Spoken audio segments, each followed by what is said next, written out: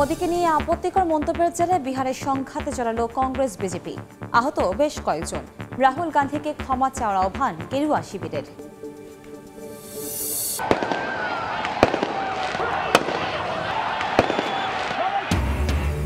সংস্কারের দাবিতে আন্দোলন ঘিরে রণক্ষেত্র ইন্দোনেশিয়ার জাকার্তা। পুলিশ বিক্ষোভকারী ব্যাপক সংঘর্ষ, নিহত 1, আহত অর্ধশতাধিক। 7 পুলিশ সদস্যকে আটক করে তদন্ত শুরু। ইয়েমেনে ইসরায়েলি হামলায় হাউথি প্রধানমন্ত্রী নিহতের দাবি সানার। গাজায় মানবিক বিপর্যয় চরমে, একদিনে 19 ত্রাণ প্রত্যাশী সহ 61 জনের প্রাণহানি। কিয়েভ সহ ইউক্রেন জুড়ে শত শত ড্রোন হামলা রাশিয়ার। ব্যালিস্টিক ও ক্রুজ মিসাইলের আঘাতে নিহত অন্তত 23। ইউরোপীয় ইউনিয়নের ভবন ক্ষতিগ্রস্ত হওয়ায় ক্ষোভ। এবং ডোনাল্ড ট্রাম্পের বিরুদ্ধে যুক্তরাষ্ট্রের ফেডারেল রিজার্ভ গভর্নর লিসা কুকের মামলা। প্রেসিডেন্টের বরখাস্তের আদেশকে অবৈধ ঘোষণা করার আবেদন।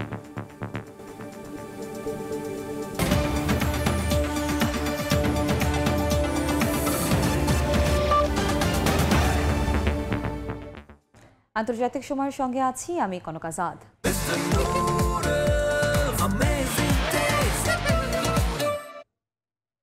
ভারতের প্রধানমন্ত্রী নরেন্দ্র মোদীর পরিবার নিয়ে আপত্তিকর মন্তব্যের জেরে বিহারের সংঘাতে জড়িয়েছে কংগ্রেস ও বিজেপির সমর্থকেরা।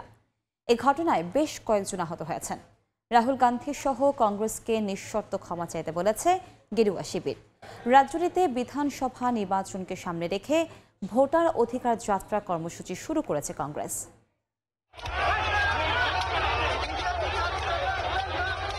শুক্রবার সকাল থেকে উত্তেজনা ছড়িয়ে পড়ে বিহারের পাটনায়, যা পরবর্তীতে রূপ নেয় সংঘাতে। ভারতের প্রধানমন্ত্রী নরেন্দ্র মোদী ও তার পরিবারের সদস্যদের নিয়ে আপত্তিকর মন্তব্যের জেরে এদিন রাজ্যটিতে বিক্ষোভ কর্মসূচির ডাক দেয় ক্ষমতাসীন বিজেপি। পাল্টা অবস্থান নেয় কংগ্রেসের সমর্থকরাও। সংঘাতে কয়েকজন আহত হয়েছে বলে জানা গেছে।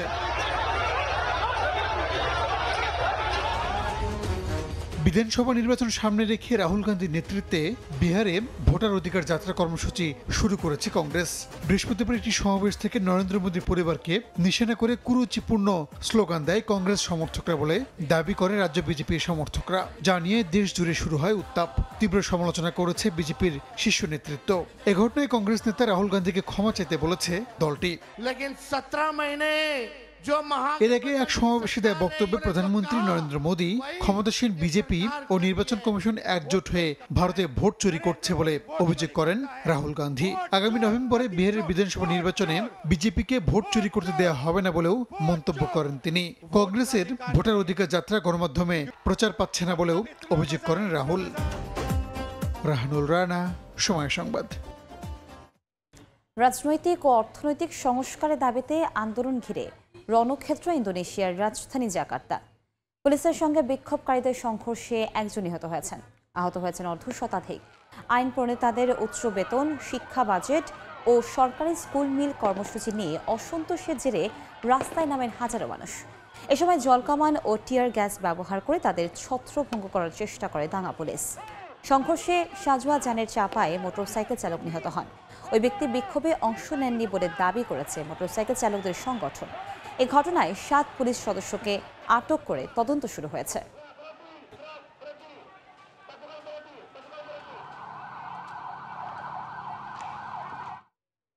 ইরান সমর্থিত ইয়েমেনের হাউথি বিদ্রোহীদের প্রধানমন্ত্রী আহমেদ আল রাহাভি ইসরায়েলি বিমান হামলায় নিহত হয়েছেন। ইয়েমেনের আল জুমহুরিয়া টেলিভিশন জানায়, স্থানীয় সময় বৃহস্পতিবার রাজধানী সানার একটি অ্যাপার্টমেন্ট হামলার শিকার হন তিনি। আল রাহাভির সঙ্গে আরও কয়েকজন সহযোগী ওই হামলায় প্রাণ হারান। আরব গণমাধ্যমগুলো জানায়, সানায় এদিন অন্তত 10 দফা হামলা চালানো হয়। প্রেসিডেন্ট প্রাসাদের ভেতরেও হামলা চালিয়ে হাউথি সরকারের কয়েকজন নেতাকে হত্যা করা হয়।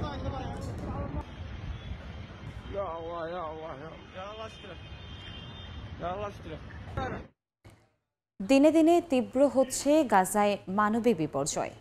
ইসরায়েলি বর্বরতায় একদিনে প্রাণ হারিয়েছেন 61 জন, যাদের মধ্যে ত্রাণ নিতে গিয়ে মারা গেছেন 19 জন। ক্ষুধা ও অপুষ্টিতে উপত্যকাটিতে আরও 4 জনের মৃত্যু হয়েছে, যার মধ্যে 2 জনই শিশু। গাজা সিটির পূর্ব ও দক্ষিণাঞ্চলে তীব্র বোমা বর্ষণের মধ্যে ঘরবাড়ি ছেড়ে পালাচ্ছেন হাজারো পরিবার। জাতিসংঘ মহাসচিব বলেছেন, গাজায় চলমান দুর্ভিক্ষ কোনো প্রাকৃতিক পরিস্থিতি নয়, বরং ইচ্ছাকৃতভাবে তৈরি করা। গাজায় এক টুকরো খাবারের জন্য লড়াই করছে মানুষ। খোলা আকাশের নিচে দাঁড়িয়ে খাবারের জন্য অপেক্ষা এখন নিত্যদিনের চিত্র। প্রতিদিন ভোর থেকে লাইনে দাঁড়ালেও পর্যাপ্ত খাবার জোটে না কারো। অনেককেই ফিরতে হয় খালি হাতে। দুর্ভিক্ষের মধ্যেও গাজা সিটি দখলের জন্য ট্যাঙ্ক ও যুদ্ধবিমান ব্যবহার করে ধ্বংসযজ্ঞ চালাচ্ছে ইসরায়েল। সীমান্তে অতিরিক্ত সেনা মোতায়েন রাখা হয়েছে। ইসরায়েলের দাবি, জাবালিয়া এলাকায় হামাসের টানেল ধ্বংস ও এলাকায় নিয়ন্ত্রণ বাড়াতে সামরিক অভিযান জোরদার করা হয়েছে। স্থানীয় সময় শুক্রবার গাজার বেশ কয়েকটি জায়গায় হামলা চালায় ইসরায়েলি দখলদার বাহিনী। এতে হতাহত হয়েছেন বহু ফিলিস্তিনি। ত্রাণ নিতে গিয়েও নিহত হয়েছেন বেশ কয়েকজন। অন্যদিকে গাজা ইস্যুতে জাতিসংঘ মহাসচিব আন্তোনিও গুতেরেস বলেন, গাজায় চলমান দুর্ভিক্ষ কোনো প্রাকৃতিক পরিস্থিতি নয়, বরং ইচ্ছাকৃত সিদ্ধান্তের ফল। তার মতে এ ধরনের পদক্ষেপ মানবিক নীতিকে অমান্য করে এবং তাৎক্ষণিক প্রতিকার না হলে পরিস্থিতি আরও ভয়াবহ হয়ে উঠবে। জাতিসংঘ খাদ্য সহায়তা সংস্থার মতে গাজায় প্রবেশ করা খাদ্য সহায়তা প্রয়োজনের তুলনায় খুবই সামান্য। প্রাণ বাঁচানোর আশায় উপত্যকা ছেড়ে পালাচ্ছেন গাজার বাসিন্দারা। অন্যদিকে সীমিত পরিমাণে সহায়তা প্রবেশ করায় বাজারে কিছুটা দাম কমেছে, তবে সাধারণ মানুষ খাবার কেনার সামর্থ্য হারিয়েছে অনেক আগেই। উপত্যকার স্বাস্থ্য মন্ত্রণালয় জানিয়েছে, গত একদিনে ক্ষুধা ও পুষ্টিহীনতার কারণে শিশুসহ কয়েকজনের মৃত্যু হয়েছে। এ নিয়ে গাজায় ক্ষুধাজনিত কারণে মৃত্যু বেড়ে দাঁড়ালো ৩১৩তে, যার বেশিরভাগই শিশু। ইয়াসমিন অনন্যা, সময় সংবাদ। যুক্তরাজ্য, ফ্রান্স ও জার্মানি আবারও ইরানের উপর জাতিসংঘের নিষেধাজ্ঞা ফিরিয়ে আনার প্রক্রিয়া শুরু করেছে। ইউরোপের এই তিন দেশ স্ন্যাপব্যাক ব্যবস্থা সক্রিয় করে নিরাপত্তা পরিষদে চিঠি পাঠিয়েছে। এর ধারা অনুযায়ী ৩০ দিনের মধ্যে যদি কোনো নতুন সমঝোতা না হয়, তবে স্বয়ংক্রিয়ভাবে আগে নিষেধাজ্ঞা কার্যকর হয়ে যাবে। যুক্তরাষ্ট্র এই পদক্ষেপকে স্বাগত জানিয়ে নিষেধাজ্ঞা কার্যকরে সহযোগিতা করার ঘোষণা দিয়েছে। এর তীব্র নিন্দা জানিয়েছে ইরান। জাতিসংঘ নিরাপত্তা পরিষদের অনুমোদিত ২০১৫ সালের চুক্তির আওতায় ইরানের ওপর আরোপিত বড় ধরনের অর্থনৈতিক নিষেধাজ্ঞা প্রত্যাহার করা হয়েছিল। বিনিময়ে পারমাণবিক কর্মসূচি সীমিত রাখার প্রতিশ্রুতি দিয়েছিল দেশটি, কিন্তু পশ্চিমা দেশগুলোর মতে ইরান শর্ত ভঙ্গ করেছে এবং এখন আর আলোচনার কোনো অগ্রগতি হচ্ছে না। চুক্তির শর্ত পূরণ করে শাস্তিমূলক ব্যবস্থা নিতে যাচ্ছে ইউরোপের অন্যতম প্রধান তিন দেশ যুক্তরাজ্য, ফ্রান্স ও জার্মানি। ইউরোপীয় দেশগুলোর অভিযোগ, ইরান বেসামরিক প্রয়োজনের তুলনায় অনেক বেশি পরিমাণে উচ্চমাত্রায় সমৃদ্ধ ইউরেনিয়াম মজুত করেছে, যা কেবল সামরিক উদ্দেশ্যে ব্যবহৃত হতে পারে। তারা মনে করছে এটি আন্তর্জাতিক শান্তি ও নিরাপত্তার জন্য সরাসরি হুমকি। এই কারণে স্থানীয় সময় বৃহস্পতিবার ইউরোপের এই তিন দেশ স্ন্যাপব্যাক ব্যবস্থা সক্রিয় করে নিরাপত্তা পরিষদে চিঠি পাঠিয়েছে। এই ধারা অনুযায়ী ৩০ দিনের মধ্যে যদি নতুন কোনো সমঝোতা না হয়, তবে স্বয়ংক্রিয়ভাবে আগের নিষেধাজ্ঞা কার্যকর হয়ে যাবে। ব্রিটিশ পররাষ্ট্রমন্ত্রী ডেভিড লেমি জানিয়েছেন, সম্প্রতি শর্ত সাপেক্ষে নিষেধাজ্ঞা শিথিলের সময় বাড়ানোর প্রস্তাব দেওয়া হয়েছিল, কিন্তু ইরান সেই শর্ত মানতে কোনো বাস্তব পদক্ষেপ নেয়নি। এতে বাধ্য হয়ে ইউরোপীয় মিত্ররা এই পদক্ষেপ নিয়েছে বলে জানানো হয়। এরই মধ্যে যুক্তরাষ্ট্র এই পদক্ষেপকে স্বাগত জানিয়েছে এবং নিষেধাজ্ঞা কার্যকরে সহযোগিতা করার ঘোষণা দিয়েছে। তবে একই সঙ্গে সরাসরি আলোচনার দরজা খোলা রেখেছে যুক্তরাষ্ট্র, যাতে দীর্ঘমেয়াদে ইস্যুটির শান্তিপূর্ণ সমাধান খোঁজা যায়। অন্যদিকে তেহরান জানিয়েছে, এই উদ্যোগ চলমান কূটনৈতিক প্রক্রিয়াকে ক্ষতিগ্রস্ত করবে এবং পরিস্থিতি আরও জটিল করে তুলবে। দেশটির পররাষ্ট্র মন্ত্রণালয় এই সিদ্ধান্তকে অযৌক্তিক বলে অভিহিত করেছে। জানানো হয়, ইরান সর্বোচ্চ সংযম ও কূটনৈতিক প্রচেষ্টা চালিয়েছে চুক্তি টিকিয়ে রাখার জন্য। একই সঙ্গে জাতিসংঘ নিরাপত্তা পরিষদের অন্যান্য সদস্যদের এই উদ্যোগ প্রত্যাখ্যানের আহ্বান জানিয়েছে দেশটি।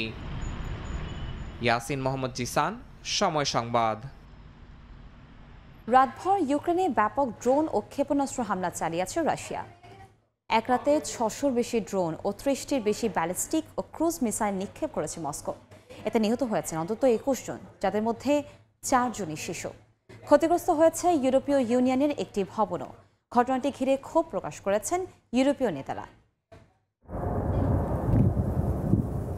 ভোররাতে ড্রোন ও ক্ষেপণাস্ত্রের একের পর এক বিস্ফোরণে কেঁপে ওঠে ইউক্রেনের রাজধানী কিয়েভ সহ বেশ কয়েকটি শহর। ইউক্রেনীয় সেনারা জানায়, এক রাতেই রাশিয়া ছুড়েছে ৬০০-র বেশি ড্রোন ও ৩০টির বেশি ব্যালিস্টিক ও ক্রুজ মিসাইল। এই হামলায় শিশুসহ নিহত হন বেশ কয়েকজন। আহতদের মধ্যে অনেকের অবস্থাই আশঙ্কাজনক। একাধিক ভবন ধসে পড়ে এবং ধ্বংসস্তূপে আটকা পড়ে অনেকে। স্থানীয় কর্মকর্তাদের আশঙ্কা, নিহতদের সংখ্যা আরও বাড়তে পারে। ইউক্রেনের বিমান বাহিনীর দাবি, ৫৬৩ ড্রোন ও ২৬টি মিসাইল প্রতিহত করেছে তারা। হামলায় ক্ষতিগ্রস্ত হয়েছে ইউরোপীয় ইউনিয়নের একটি ভবনও। ইউরোপীয় ইউনিয়ন কমিশনের প্রধান উর্সুলা ভন ডের লেয়েন বলেছেন, ভবনের 50 মিটারের মধ্যে 20 সেকেন্ডের ব্যবধানে দুটি রুশ মিসাইল আঘাত হানে। তিনি এই হামলাকে বর্বরতা আখ্যায়িত করে বলেন, এমন আঘাত কেবল ইউক্রেন নয়, গোটা ইউরোপের নিরাপত্তার উপর হুমকি সৃষ্টি করছে। পাল্টা আঘাত হেনেছে ইউক্রেনও। দেশটি দাবি করেছে তারা রাশিয়ার ভেতরে অন্তত 2টি তেল শোধনাগারে আঘাত হেনেছে। দক্ষিণ রাশিয়ার ক্রাসনোদার ও সামারা অঞ্চলের শোধনাগারগুলো ক্ষতিগ্রস্ত হয়েছে। রুশ বাহিনী জানিয়েছে তাদের প্রতিরক্ষা ব্যবস্থা 100-র বেশি ইউক্রেনীয় ড্রোন ভূপাতিত করেছে। জ্বালানি অবকাঠামোতে এমন ক্ষতি রাশিয়ার যুদ্ধ পরিচালনার সামর্থ্যকে দীর্ঘমেয়াদে চাপের মুখে ফেলতে পারে বলে মত বিশ্লেষকদের। প্রেসিডেন্ট ভলোদিমির জেলেনস্কি এই হামলার তীব্র নিন্দা জানিয়েছেন এবং নিহতদের পরিবারের প্রতি সমবেদনা জানিয়েছেন। তার ভাষ্যমতে রাশিয়া প্রমাণ করেছে তারা আলোচনা নয় বরং আগ্রাসনের পথই বেছে নিয়েছে। তিনি আন্তর্জাতিক সম্প্রদায়কে রাশিয়ার উপর কঠোর নিষেধাজ্ঞা আরোপের আহ্বান জানান। ফরাসি প্রেসিডেন্ট ইমানুয়েল ম্যাক্রো রাশিয়ার এই হামলার তীব্র নিন্দা জানিয়েছেন। যুক্তরাষ্ট্রের প্রেসিডেন্ট ডোনাল্ড ট্রাম্প ক্ষোভ প্রকাশ করলেও একে অপ্রত্যাশিত বলে মনে করেননি। আন্তর্জাতিক মহল বলছে এই হামলা প্রমাণ করছে রাশিয়া ও ইউক্রেনের যুদ্ধ থামার কোনো লক্ষণ এখন দেখা যাচ্ছে না। ইয়াসিন মোহাম্মদ জিসান, সময় সংবাদ। আন্তর্জাতিক সময় আরও থাকছে। ফোনালা ফাঁসের জেরে পদচ্যুত হলেন থাইল্যান্ডের বরখাস্ত প্রধানমন্ত্রী পেতংতান সিনাওয়াত্রা। সাংবিধানিক আদালতের রায় দেশের রাজনৈতিক অস্থিরতার সংখ্যা। মার্কিন প্রেসিডেন্ট ডোনাল্ড ট্রাম্পের বিরুদ্ধে মামলা করেছেন যুক্তরাষ্ট্রের federal reserve governor Lisa cook. প্রেসিডেন্টের বরখাস্তের আদেশকে অবৈধ ঘোষণা করার আবেদন জানিয়েছেন তিনি। সম্প্রতি যুক্তরাষ্ট্রের ফেডারেল রিজার্ভ গভর্নর লিসা কুককে অপসারণের নির্দেশ দিয়েছিলেন মার্কিন প্রেসিডেন্ট ডোনাল্ড ট্রাম্প। গৃহঋণ জালিয়াতির অভিযোগ ঘিরে এই সিদ্ধান্ত নেওয়া হয়েছিল। সামাজিক মাধ্যম ট্রুথ সোশ্যালে প্রকাশিত এক চিঠিতে ট্রাম্প জানান, সংবিধান ও 1913 সালের ফেডারেল রিজার্ভ আইনের অধীনে তিনি কুককে তাৎক্ষণিকভাবে বরখাস্ত করেছেন। এমন সিদ্ধান্তের পর ট্রাম্পের বিরুদ্ধে মামলা দায়ের করেছেন কুক। মার্কিন আদালতে দায়ের করা মামলায় কুক বলেছেন, সংবিধান ও ফেডারেল রিজার্ভ আইন অনুযায়ী তাকে সরানোর কোনো বৈধ কারণ নেই। অন্যদিকে হোয়াইট হাউস বলছে কুক মর্গেজ সংক্রান্ত নথিতে ভুয়া তথ্য দিয়েছেন বলে বিশ্বাস করার যথেষ্ট কারণ রয়েছে। তাই প্রেসিডেন্ট বৈধ ক্ষমতা প্রয়োগ করে অপসারণের ঘোষণা দেন। লিসা কুক মার্কিন কেন্দ্রীয় ব্যাংকিং বোর্ডের 7 সদস্যের একজন এবং সুদের হার নির্ধারণে 12 সদস্যের কমিটিতে গুরুত্বপূর্ণ ভূমিকা রাখেন। সম্প্রতি তিনি চেয়ারম্যান জেরোম পাওয়েলের সঙ্গে মিলে সুদের হার অপরিবর্তিত রাখার পক্ষে ভোট দেন। ট্রাম্প দীর্ঘদিন ধরে সুদের হার কমাতে চাপ দিয়ে আসছেন। আইন বিশেষজ্ঞরা মনে করছেন মামলাটি শেষ পর্যন্ত সুপ্রিম কোর্ট পর্যন্ত গড়াতে পারে, কারণ ফেডারেল রিজার্ভ আইন কোনো গভর্নরকে ইচ্ছামতো সরানোর ক্ষমতা প্রেসিডেন্টকে দেয় না। প্রমাণিত কারণ ছাড়া বরখাস্ত করা হলে তা কেন্দ্রীয় ব্যাংকের স্বাধীনতার উপর বড় ধরনের হস্তক্ষেপ হিসেবে দেখা হবে। ইয়াসিন মোহাম্মদ জিসান, সময় সংবাদ। ফোনালা ফাঁসের জেরে পদচ্যুত হলেন থাইল্যান্ডের বরখাস্ত প্রধানমন্ত্রী পেতংতান সিনাওয়াত্রা। স্থানীয় সময় শুক্রবার এই রায় দেন দেশটির সাংবিধানিক আদালত। 2008 সালের পর তিনি হলেন আদালতের রায়ে পদচ্যুত হওয়া দেশটির 5ম প্রধানমন্ত্রী। সমালোচকরা বলছেন, দেশটির বিচারকরা মূলত রাজতন্ত্র ও সামরিক গোষ্ঠীর স্বার্থ রক্ষায় এ কাজ করেন। এ রায়ের মধ্য দিয়ে থাইল্যান্ডে আগাম নির্বাচনে পথ খুলবে বলে মনে করছেন অনেকে। যদিও আদালতের রায় সিনাওয়াত্রা পরিবারের জন্য বড় ধাক্কা। এ রায় থাইল্যান্ডকে নতুন রাজনৈতিক অস্থিরতার দিকে ঠেলে দিতেও পারে। মূলত কম্বোডিয়ার সাবেক প্রধানমন্ত্রীর সঙ্গে ফোনালা ফাঁস হওয়ার ঘটনায় তাকে বরখাস্ত করা হয়েছিল। বিদেশি শিক্ষার্থী ও সাংবাদিকদের মার্কিন ভিসা নিয়ে দুঃসংবাদ দিল ট্রাম্প প্রশাসন। শিক্ষার্থীদের ভিসার মেয়াদ সর্বোচ্চ 4 বছর আর সাংবাদিকদের ভিসার মেয়াদ 240 দিন করা হবে উল্লেখ করে একটি খসড়া প্রকাশ করা হয়েছে।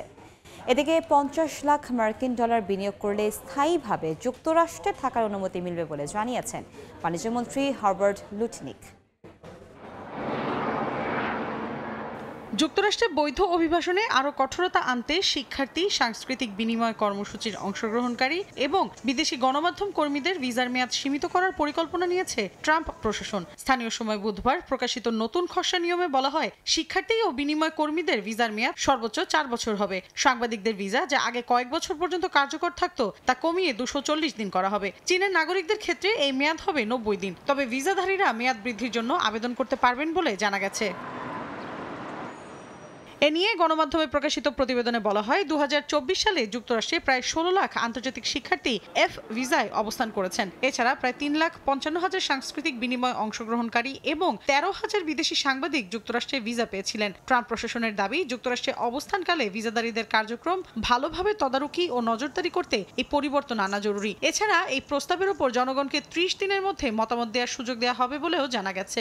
এর আগে 2020 সালে ট্রাম্প প্রশাসন একই ধরনের একটি প্রস্তাব দিয়েছিল। তবে 2021 সালে তৎকালীন ডেমোক্র্যাট প্রেসিডেন্ট জো বাইডেনের প্রশাসন তা প্রত্যাহার করে নেয়।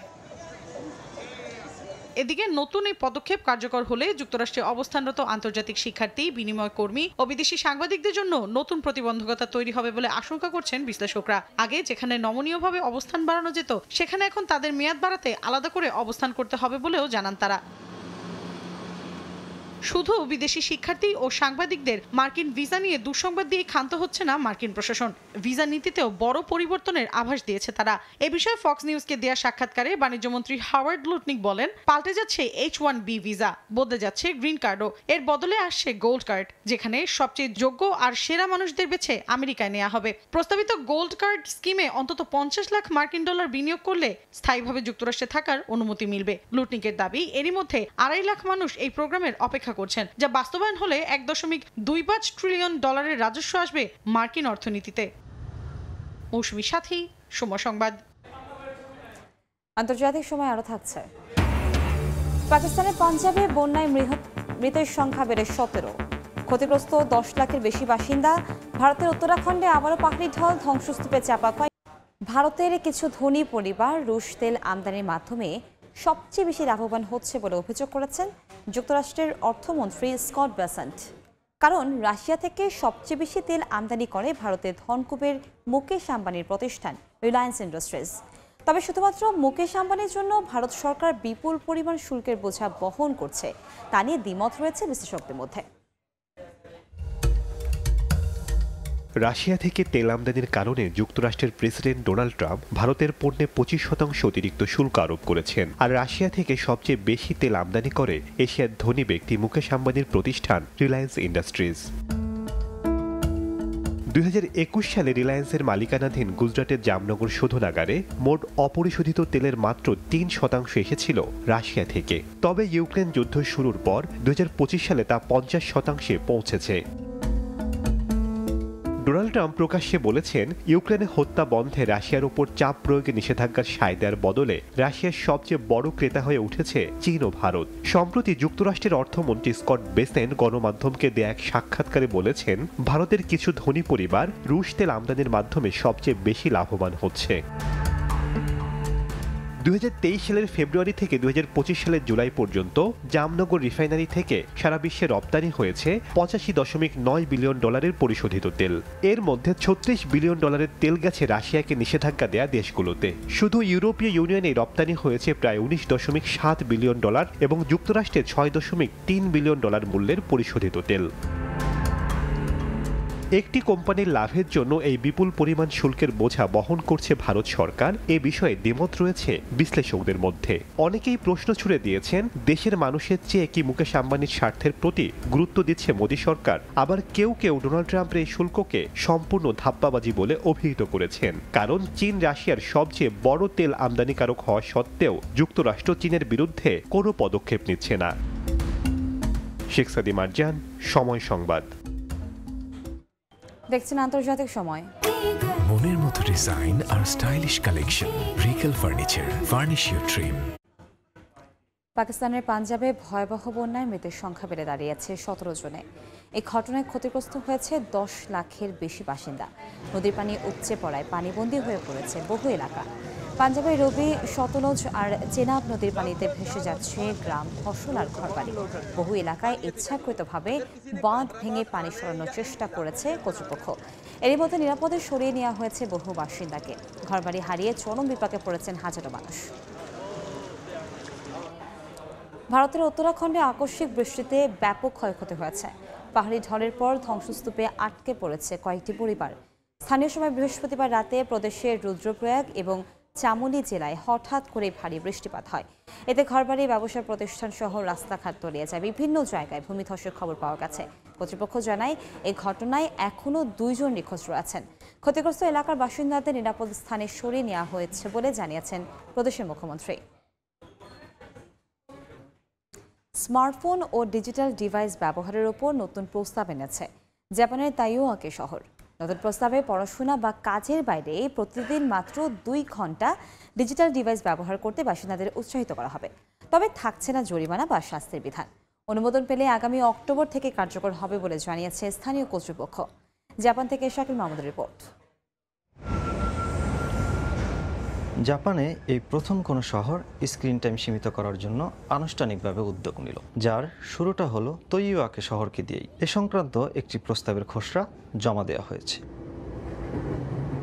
অধ্যাদেশে উল্লেখ করা হয়েছে, স্মার্টফোন কিংবা ডিজিটাল ডিভাইস দীর্ঘ সময় ব্যবহার করলে ঘুমের ঘাটতি থেকে শুরু করে নানা স্বাস্থ্য সমস্যা তৈরি হতে পারে। পরিবারের মধ্যে যোগাযোগ কমে যাওয়া এবং শিশুদের স্বাভাবিক বিকাশে বাধা দেওয়ার মতো নেতিবাচক প্রভাবের কথাও বলা হয়েছে খসড়া প্রস্তাবে।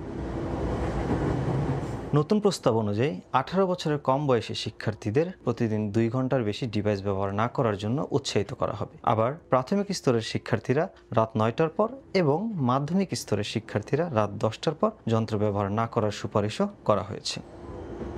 তবে কর্তৃপক্ষ জানিয়েছে এ সংক্রান্ত কোনো জরিমানা বা শাস্তির বিধান থাকছে না। অনুমোদন পেলে অধ্যাদেশটি অক্টোবর থেকেই কার্যকর হবে। মোহাম্মদ শাকিল মাহমুদ, সময় সংবাদ, জাপান। আন্তর্জাতিক সময়। পোল্যান্ডে মহড়ার সময় একটি F-16 যুদ্ধবিমান বিধ্বস্ত হয়েছে। এই ঘটনায় পাইলট নিহত হয়েছেন। স্থানীয় সময় বৃহস্পতিবার এয়ারশো রাইডম 2025-এর মহড়ার সময় দুর্ঘটনা ঘটে বলে জানিয়েছে দেশটির সেনাবাহিনী। এই ঘটনার পর ওই বিমান প্রদর্শনী বাতিল করা হয়েছে। পাইলটের মৃত্যুতে গভীর শোক প্রকাশ করেছেন পোল্যান্ডের প্রধানমন্ত্রী ডোনাল্ড টাস্ক।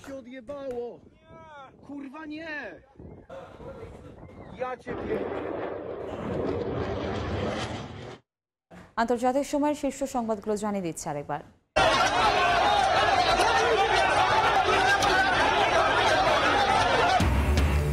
মোদীকে নিয়ে আপত্তিকর মন্তব্যের জেরে বিহারের সংঘাতে জড়ালো কংগ্রেস বিজেপি। আহত বেশ কয়েকজন। রাহুল গান্ধীকে ক্ষমা চাওয়ার আহ্বান গেরুয়া শিবিরের।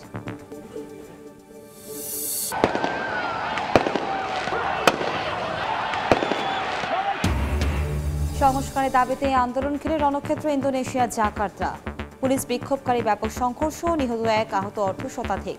7 পুলিশ সদস্যকে আটক করে তদন্ত শুরু। এবং ইয়েমেনে ইসরায়েলি হামলায় হাউথি প্রধানমন্ত্রী নিহতের দাবি সানার। গাজায় মানবিক বিপর্যয় চরমে, একদিনে 19 ত্রাণ প্রত্যাশী সহ 61 জনের প্রাণহানি।